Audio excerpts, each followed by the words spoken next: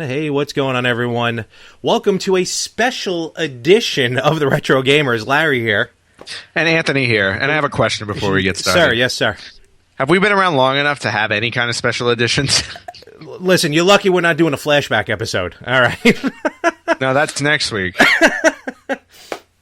It's a special edition in my eyes because it is, or actually at this point with it broadcasting, it was SummerSlam weekend, WWE SummerSlam, and from both of us from Brooklyn, they're doing a huge 3 shows in a row. Well, 3 shows and a concert in Brooklyn at the Barclays Center. And I'm having flashbacks.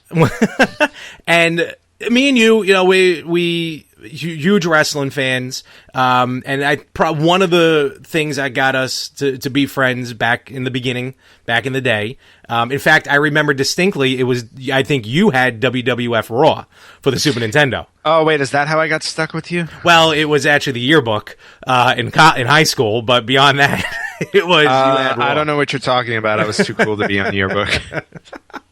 So, and it was Raw. I remember I went to your house with a friend of ours, Danny. Went to your house, played the game, went home, got mugged on the way home. Yes, I remember that story. So that was fun, and that was the first time I met you and went over your house, actually. So not the first time I met you, but when I went over your house. That's all. Well, those were also back in the days when you could walk home. Yeah. So I had a backpack. And then look what happened. I had a backpack full of video games, and those idiots just wanted whatever dollars I had in my pocket. Thank God they didn't go in my backpack. Yes, thank God. And here we are 20-something years later, so... Yeah, but I'm still regretting it. But as much as we enjoyed wrestling, whether it be WWE, WCW, whatever it was, wrestling did have a big impact on video games. And some of the early games, even if they weren't licensed with a company like WWE or anybody, still some of the best games on the old systems. Very true. I mean, let's go all the way back to the first one, Pro Wrestling, one of the original black box cartridges for the Nintendo. Oh God, yeah. I mean, everybody who played Nintendo, or at least knew of, if not played, pro wrestling. Pro wrestling is the pro wrestling game is also synonymous with that famous saying that I'm always saying, which is "a winner is you." There you go, and it was. Some things get lost in translation. Yeah, I know, right? Oh my God, forget about it. It was a solid game for what it's worth. For back then, for the moves you can do, for the gameplay, for the graphics, for the Nintendo. Yeah. The game Pro Wrestling rocked. I know, and who didn't want to play as Starman? Not only that, but there is, and I know no one listens to this podcast, so I'm sure I'm not going to get them into trouble, but Pro Wrestling Syndicate, which comes out of New Jersey, mostly Rahway, New Jersey. One of their superstars is Starman. Oh God! And does he have the exact same full outfit? Yes. That is awesome. I don't know if he's still there. And sad at the same time. He was. I caught a few shows with Starman there. It was pretty. He walks out all like straight laced and everything like that, like a Nintendo character. It's so funny. Oh God! Does he do the spin kick? I think he did. Yeah. Then he got his butt kicked, and then that was it. So a winner is not him. But, with this whole SummerSlam weekend upon us, Nintendo, Super Nintendo, they all had some great games. And what are some of the games that you remember, some of the wrestling games that you quite enjoyed? And I'm sure, I hate to say it, I'm not, yes, everyone knows on my other podcast, more of the same. And I'm more into WWE than anybody else. But WWE was the ones that had most of the games out early on. I think WCW had one game. Yeah, and you know what? I'm going to go back a little bit further than pro wrestling, because if I remember correctly, I mean, yes, NES was one of the first ones, but I also remember playing the first WWF wrestling game on Commodore 64. Oh gosh, yes. Which was on those big floppy disks, and it was two-sided. And on one side you had Hulk Hogan versus Macho Man Randy Savage. And on the other side, it was Hulk Hogan versus Paul Orndorff, and that was it. That was literally all it was. And what they did was they had very, very grainy still images from these two matches that took place on TV in the mid 80s or earlier 80s. And you basically had a list of choices to make on what move you wanted. First off, you picked who you wanted to be. Mm-hmm. And then you, if I remember correctly, who didn't want to be Hogan? Well, me. I was never a Hogan fan. I'm like the only person. I was a Savage fan through and through. Not even Paul Orndorff? You would pick Paul Orndorff? Well, see, I'm trying to remember. I think you were able to pick the other side. But regardless, the whole point of the game was you were given options on what move you wanted to do, and then the game would decide, I guess, based on whatever move the computer chose, what move would win based on the two, and then you kept going until somebody won the match. But it was literally all still images that would pop up. So it was really interesting, and it was my first foray into playing a wrestling game that was that felt a little realistic because I was choosing the moves. Mm-hmm. Which was great. And then, of course, the NES games, which were great. Pro wrestling really made wrestling on NES bearable because the WrestleMania game that originally came out was awful. That was a tough one to play. I mean, it was the only really one out there, but you're right. Compared to pro wrestling, even though you had the names like Hogan, Heinz Man, and all them. Yeah, but it was very arcade-like. That was the problem with that game. All you did was punch and kick until the guy fell down, and you pinned him, and that was the end of it. And you had the weird power-ups in the back of the ring. Yep, exactly. I mean, they got better with the next game when they came out with WrestleMania Challenge, where you actually got to lock up and do a move and stuff like that, and then they added, obviously, more modes. You had single, you had tag team, you had Survivor Series, 3-on-3, which was kind of cool. And then, to your point, the WCW game that was on.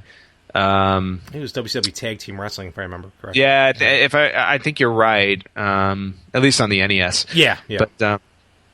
But by far, I remember, the game I played most, at least NES wise for WWF, had to be that WrestleMania Challenge one. That and pro wrestling. Yeah, and I wish I kind of a little bit remember of Muscle.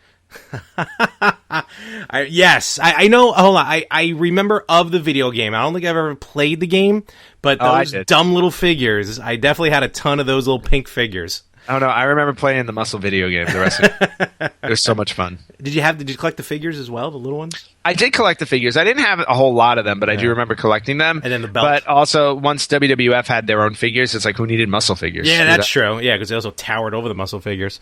Exactly. Something in me kind of wish that pro wrestling was part of the mini NES, because it's not licensed. Yeah, there's no real guys in it, so... But maybe one day they'll release it on the virtual... It's not even on the virtual console, for crying out loud. Yeah. So I have seen it at a couple of flea markets, and I keep meaning to buy it just for the sake of buying it, just to have the cart. I think I own it.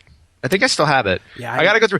when my friend was visiting from New York last week, he wanted to see my retro games, so I actually... I pulled them out and went through them, and I thought I saw pro wrestling in there. I was actually very surprised, and this has nothing to do with this podcast, but I was very surprised to find that my Nightmare on Elm Street NES cartridge is missing. Oh, and I need to get that now. Maybe to your dream world. I don't know where it is, but I need to buy a new one because the fact that it's not in my collection actually breaks my heart. Better go out to that. What was that name of that store out there? Oh, right. Game Dude. Game Dude, yeah. Game Dude. Holy cow, that place is a warehouse. I love it. $60. Well, they actually, when I went there last week, I did see it on the list, and I think it was like 35 or 40 bucks. All right, cheaper than I thought it would be. Yeah. So, but anyway, look out for it as well. They got the Please flea markets out here. So yeah, whenever you go flea marketing, please let me know because I will gladly send you money for any games that I want to buy. That's what it was. I mean, I haven't gone this year. The weather's been kind of bad, but I think it was last year. I saw pro wrestling. I think I texted you, and you're like, "Oh, either you said you had it or you saw it somewhere near yourself or something like that." No, actually, I think when I was in New York, I went to a flea market upstate with my family. Oh, that's somebody had NES games, and I remember buying 2 games, and I could swear pro wrestling was one of them. So, and I don't know why. Just again, because I own ET. I don't have an Atari, but I have the cart just on display. So next time if I see it, I'll find it. So I own 2 ETs. But the thing I didn't like about WrestleMania Challenge was that's where it started with the ring on that quarter turn angle. Oh yeah, it was like a diamond. Yeah, it looked. It weird. It was weird because then you weren't running up and down; you were running northwest, southeast. It was It was kind of confusing. But then Nintendo came out, and then they had King of the Ring for Nintendo. Yes, that was like one of the very last games to come out on the system because if you remember at that time, I mean, I think Super Nintendo had been out for years by the time King of the Ring came out because King of the Ring came out, I think, in like 93, 94. Around there, because I think it was either that or because it was also Steel Cage Challenge that was on. Steel Cage Challenge came out before King of the Ring. Okay, so King of the Ring was the last one. King of the Ring was officially the last one because Nintendo, I don't remember when they stopped making games, but that was by far one of the last Probably, ones. yeah, I think definitely one of the last. I don't remember. And I own that. I definitely own that one. Actually, King of the Ring I played. Steel Cage Challenge I didn't play much of. Well, the concept of King of the Ring was just awesome. You had a tournament. Oh, totally. No, it worked. It was the only thing I hated about it was BretArt was on the cover. But nowadays. Well, of course he was. He won the first King of the Ring. He's a 2-time King of the Ring, even before it was a pay-per-view. And then of course we switched to Super Nintendo. That's where really the games, in my opinion, started picking up speed. And again, it's more WWE. I don't really remember WCW being on Super Nintendo. Oh, you don't remember WCW Super Brawl? Oh no! I mean, no, I do now, but I don't remember. Yeah, I had that game. That game was great. Did you? I loved that game. Yeah, because I remember like I don't think I ever played it. When you were choosing your wrestlers on the screen, they would randomly pop up out of their little squares and do their thing. So like Ric Flair would pop out and woo, and Sting would do his, and the reason why I remember those is because of all the guys that would do that in that game. Rick Steiner would pop out, and the line they gave him made no sense in the game because he would pop out of his screen and he would go, "It's not my fault," and I'm like, "What does that even mean? I don't get it." I'm pretty sure it was him. It was an early Snitsky gimmick. That's probably where. God, Super Bowl! I forgot about Super Bowl. Boy, and also, don't forget one of my favorites on Super Nintendo, Saturday Night Slam Masters. I was going to say, they weren't only WWE wrestling games. Saturday Night Slam Master was one of the non-licensed wrestling games that was by far... And it was a spin-off, if you will, of Final Fight, because Hagar was in it. Yep, that's right. Well, it was a Capcom game, right? Yes. And that's why Hagar could be in it. Yeah, well, he was... with him in Final Fight, that he was the mayor of Metro City, who was a former wrestler, and his moves in Final Fight were like pile driver and stuff like that. So, Saturday Night... And it has that... There may have been someone else, actually, from Final Fight in Saturday Night Slam Masters. But it definitely had the game... what's the word I'm looking for? Look of Final Fight, just in a wrestling game. So, but that was probably the... next to pro wrestling, one of the best non-licensed wrestling games. I will agree with you there. Because, and you had some bad ones, like later on, like on PlayStation, The Simpsons Wrestling, which was not fun at all. No. Backyard Wrestling wasn't fun either. Oh, God, Backyard Wrestling, horrible. Who would do Backyard Wrestling? Losers. Honestly. Those games were no fun, and neither was watching the DVDs after a while. But Raw... I don't know what you're talking about. Actually, before we get to Raw, easily Super WrestleMania, I think they called it. Yeah, Super WrestleMania was Super WrestleMania fantastic. laid the groundwork for Raw, and that had a really cool Survivor Series mode. I think it was 3-on-3. I don't think it was 4-on-4. It may have been 4-on-4, and you have to cycle through everyone. Now, what was cool about Super WrestleMania, besides the 16-bit graphics, better sound, you had some newer new age characters for back then, Undertaker, Shawn Michaels, name others. I remember, and I don't know if I was with you when this happened, but only once in my lifetime, I actually somehow got the Undertaker to choke somebody. It was not a move. Do you ever remember this? It was not a move that was in the instruction booklet. I did it once, and I knew he was choking him because he reared back with his hand and choked the guy. I think the referee came over to make me break it. Only once. I could never replicate that again, and I've always tried to do it again. I guess you weren't with me when that happened. No, I guess not. Hopefully I wasn't sleeping when it happened. But beyond that, though, Super WrestleMania laid the groundwork for awesome Super Nintendo games. Then you got to Royal Rumble, which eventually led us to Raw. And Raw, by far, is probably one of the best ones. Raw was by far the best. Well, no question about it. because whether you owned it on Genesis or Super Nintendo, it was just a great game. And I think it was Royal Rumble was the first one that was both on Super Nintendo and Genesis with slightly different rosters. I'm trying to remember who was different. I think the Ultimate Warrior, was on Genesis, if I remember. Not on Super Nintendo. Or maybe the British Bulldog. Oh. I think you're right. I think the Bulldog was on Genesis only. Yeah, I remember because they did have a definitely a different rosters, almost like we're on SmackDown Live nowadays. Different rosters, slightly. And then Raw, the biggest thing was remember the 32X version of Raw had the character Quang. Yep, and I remember in my own folly buying the 32X specifically just to try out that version with Quang, and boy was that a waste of money. Savio Vega, who wanted him? But I think the Super Nintendo, the Genesis version. I don't think I've ever actually really owned a Genesis wrestling game, even when I had the Genesis. It was mostly the Super Nintendo that I clung on to.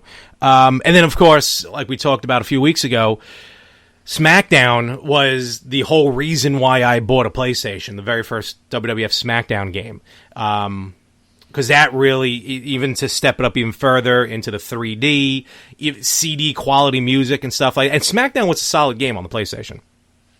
Yeah, SmackDown was definitely a great game. I think it was the SmackDown series was definitely far superior to Raw because like Raw and Attitude, although they were great games on those systems, it was that whole it was kind of like that whole arcade thing where you had to do like combinations to get moves to go off, and it was just very clunky.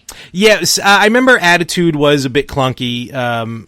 Just the way the game mechanics were. I kind of enjoyed more, if you remember, WrestleMania, the arcade game, and In Your House. Yeah, I didn't like those that much. See, those were goofy fantasy games that were just fun. They were really fun in the arcade. I think they transferred well on the PlayStation, not so much the version on Super Nintendo, but the PlayStation versions worked out pretty well. Yeah, I mean, and I remember owning them, and to be honest with you, I think I may have owned them on the PC instead of the PlayStation. I just didn't really enjoy them very much. Yeah, they were like a novelty, really. Yeah. PlayStation for me, though, I think like the big one, I mean, the SmackDown series, of course, but before that, there was WCW versus the World. Yes. And I remember how awesome that game was because there were so many wrestlers in that game, and then there were like hidden ones that you can unlock. It was like the first time they ever did something like that, and it was just awesome. Yeah, and that also laid the groundwork for games later on. Probably the best wrestling game of all time, No Mercy, on N64. You know that's because that was well, WrestleMania 2000 and No Mercy were probably two of the best wrestling games of all time. What company was that? Jax? No, that wasn't Jax. That was that was UK's. Probably. Yeah. So, but yeah, because first it was WCW versus the World, then WCW versus NWO. There was one on Revenge was on Super Nintendo, but there was also an NWO. No. Revenge. Oh no, Revenge was N64. No. N64 was WCW NWO World Tour. Yes. And then WCW NWO Revenge. That's right. I thought there was an NWO. And then WWE went over to that company. Yes, that's right. And wound up doing WrestleMania 2000 and No Mercy. No Mercy, and I like there's something about No Mercy I like better than WrestleMania 2000, but those two games on N64 were probably the best, in my opinion, the best wrestling games ever on any system. Yeah, hands down. I mean, I think almost every wrestling fan looks back on those fondly as like the best ones ever. They never seem to be able to top those. Yeah, no, not yet. They tried to on GameCube. They tried to replicate the gameplay a little bit with WrestleMania 18, 19, those. Actually, more Day of Reckoning. Oh, Day of Reckoning. Day of Reckoning, yeah. Didn't quite pan out as good, but still. And then going back to PlayStation, WCW, then they started doing, like, WCW Nitro wasn't too bad. I enjoyed Nitro on PlayStation. Then they started getting wacky with, like, Mayhem and Backstage Assault, which had no ring. It was just all backstage brawls. Yeah, that game wasn't that good. And that was leading towards the end of WCW anyway, in 2001, so... Very true. But what was cool about Mayhem, and did they do... No, it was either Nitro or Mayhem. When there was a WCW pay-per-view, you can actually put in a code in the game to replicate the pay-per-view card. And it would just pull right up. Really? Yeah. It didn't last long, but Wow. yeah, like Halloween Havoc, and if you put in the code, whatever the card was for Halloween Havoc on TV would be the card you can play on the system. Oh, okay. Yeah, it was pretty cool. It was something different. So, but then WCW died out, and then Nintendo, WWE kept going bigger and better, and then of course moving on to the games we have today, which now you can scan your face in and put in your own music and stuff like that. But let's not forget, Wrestlemania 2000 was so customizable that you ended up customizing the entrance of the video game. Yeah, that's right. Because if you changed the way the superstars looked, it translated into the opening of the game, which was awesome. But that was also back in the day when the wrestling games started to have like openings. You know what I mean? Like now when you buy a wrestling game, it goes straight to the start screen and you move in and all that stuff. Now, back then it was really cool to see like the open with the music and like, just montage of stuff going on. Oh yeah, they just pretty much were fun. replicating, what the show opening almost was. And if I may steer off a little bit from home consoles, I mean Wrestle Fest. Wrestle Fest is by far one of my most favorite wrestling games of all time, period. Definitely. And what was the other one? WrestleMania Challenge? No. There was the one before that, or was it just Superstars? Superstars. I think it was Superstars, yeah. Superstars. I mean, I remember more WrestleFest. And those two arcade, I would pay so much money for those, well, for the arcade games, but for them to come out on a home console somehow, because those were so much fun. You had the one where the tag team tournament and Legion of Doom was the last tag team you had to take on. And then just the sprites were just so bright. And it was... Wrestle Fest. There was an arcade by me around the corner from my house. It's now a two-family home, but it used to be an arcade, and the only reason why I went there was Wrestle Fest. I mean, it was the only place that I knew of that was around us before we got Fun Time. Oh yeah. Wait, where was that place? Literally, it was right on the corner, right before you turn onto the avenue to get to my block. Yeah, right on Garrison Avenue. It was right near the end there. Someone just built a home. It literally just was a gutted home that they turned into an arcade place. It lasted for like a year. Oh wow! I remember where I played WrestleFest was at there was a pizzeria. I think it was right on Avenue U. I think a block off of Nostrand. I think it was on like Herring Street or Brown Street, and they had WrestleFest. Okay. So I would walk the very long 3 blocks to go down there and play it. What about Buddies? Oh God, yeah. I think that had Buddies, it there as well. Jeez. With the burger Did it? next to it. Yeah. The only one I remember is the one on Avenue U. Okay, in 2 seconds. Well, apparently somebody doesn't know how to silence their cell phone. It was my landline. I'm like the last person with a landline. Oh yeah, that's a great story, Grandpa.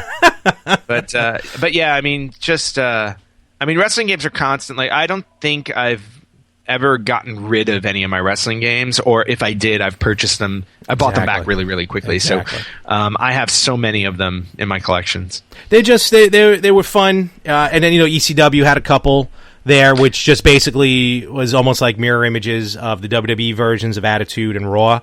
Well, yeah, because they went with, I think that was Acclaim. Yeah, it was Acclaim. And they went with them, and they basically just reskinned those and made them ECW, which was a good play at the time for them, because that was the company that didn't have a wrestling license, but at the same time, superior games came out, so nobody really wanted to go backwards. Yeah, and ECW, you're right, started picking up steam, and I think it was Anarchy Rules, I think was the first one.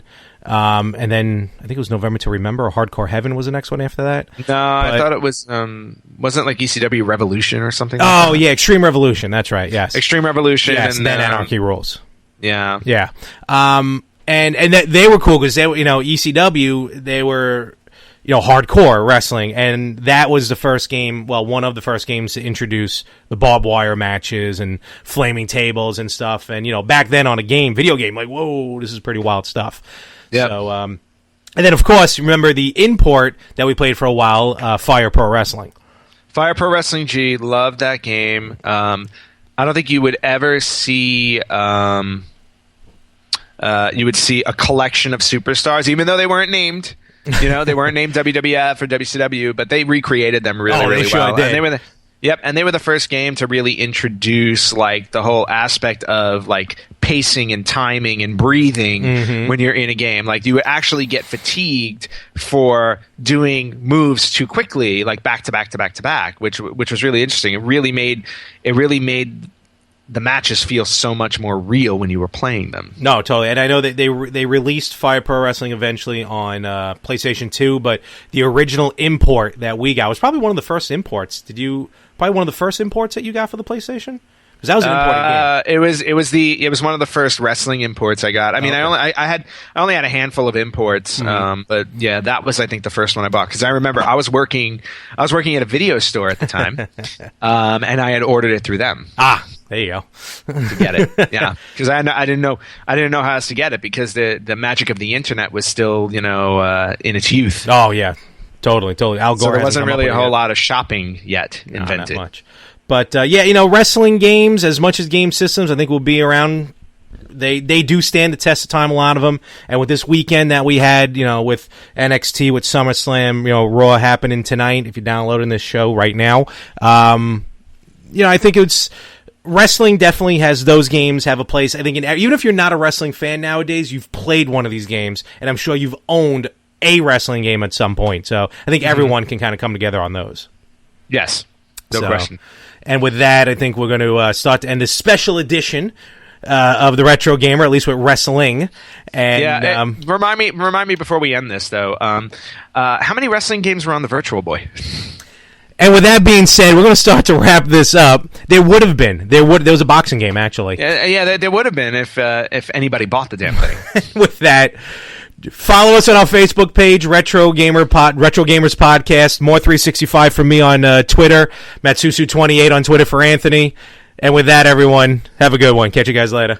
Good night, guys.